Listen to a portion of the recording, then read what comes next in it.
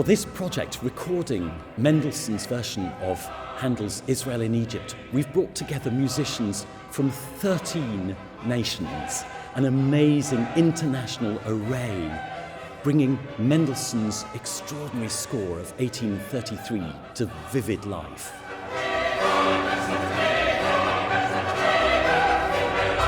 In 1739, the great composer Handel writes an oratorio telling the story of the Israelites fleeing a particularly nasty, obdurate Egyptian pharaoh. He keeps going back on his word, and each time he does, God sends a plague to bring him back into line. And the plagues are wonderfully graphic. Old Testament, we have swarms of flies, we have a thick darkness, we have blotches, blains, even then, finally, the slaying of all the firstborn.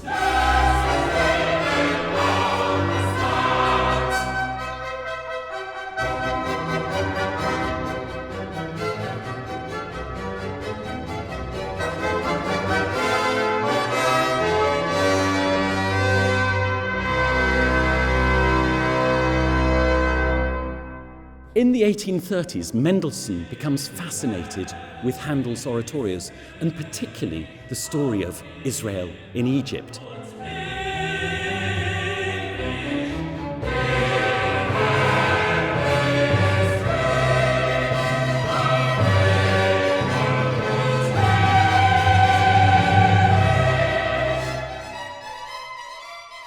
Mendelssohn doesn't have all Handel's movements to hand at the beginning. Indeed, he's one of the people who discovers quite a few of the extra movements, the recitatives, some of the arias. And for a performance in Düsseldorf in Germany in 1833, he does his best to reconstruct Handel's work of the 1740s.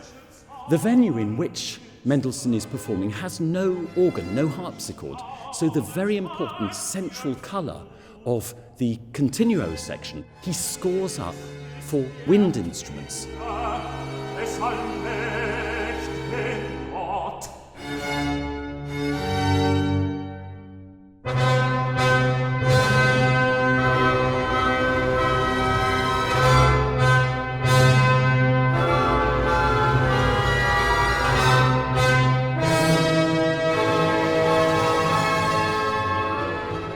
For the overture, Mendelssohn produces a pure Mendelssohn overture.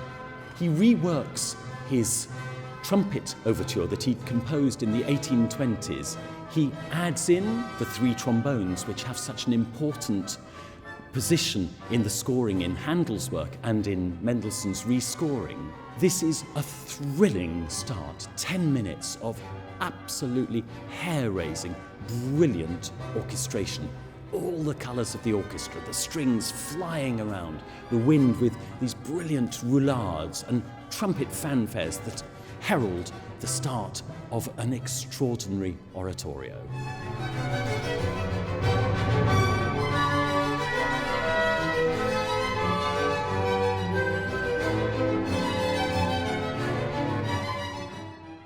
Most of Mendelssohn's score has disappeared, but some snippets, some odd pages still remain in a few collections, mostly a collection now housed in the Bodleian Library in Oxford.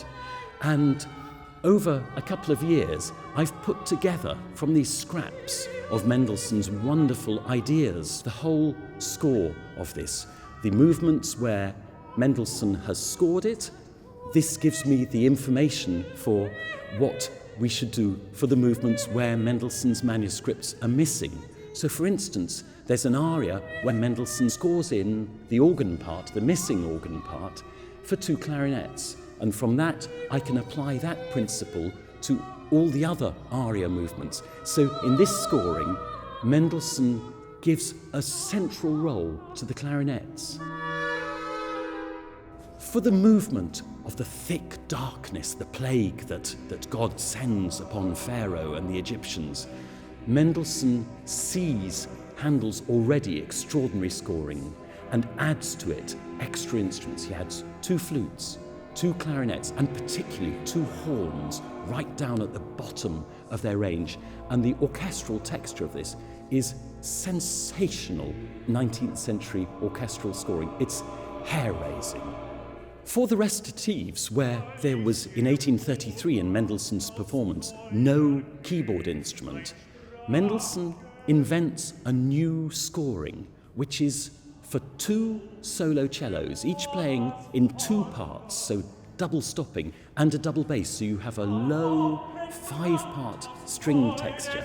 And this gives this extraordinary colour, almost like a consort of viols for the recitatives. Israel in Egypt is a major choral work, indeed for double choir, so we have the stereo of one choir answering the other choir, with the plague swinging from one side of the picture to the other.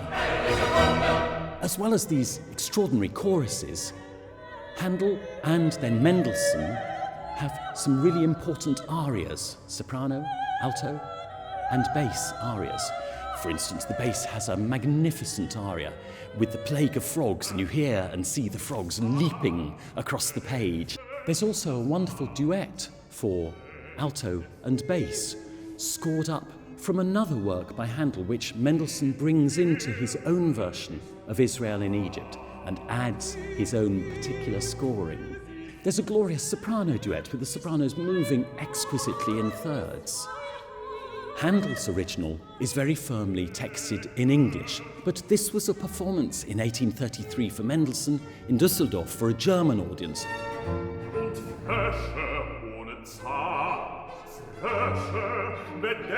This is a major difference. It completely transforms the sound of the work. The text is not the familiar English text we love and know, but it's a very graphic German text. The consonants, particularly in the plagues, come out with such ferocity for this very active German text.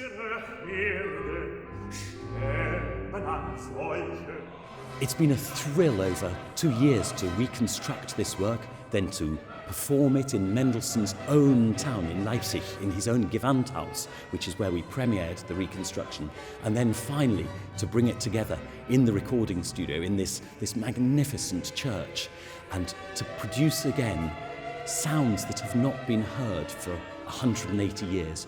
What a thrilling project. It's made my hair stand on end, and I think it's a really extraordinary piece of writing from 2 truly great composers, Handel and the wonderful Mendelssohn.